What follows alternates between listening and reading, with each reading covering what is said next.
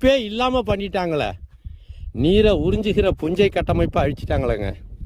மீண்டும் தமிழ் மண்ணில் தமிழ் இளைஞர்கள் சிந்திங்க. நீரை உறிஞ்ச வைக்கிறது எப்படி, நீரை தேக்கிறது எப்படி, நிலத்தில் வளத்தை உருவாக்கணும். அந்த தமிழ் உழவனுடைய அறிவியல் எங்கே போச்சுன்னு யோசிங்க. மீண்டும் எழுகிறது தமிழ் உழவனுடைய அறிவியல். உலகம் காப்பதற்காக உழவன் என்பவன் உலகத்திற்கே பொதுவானவன்.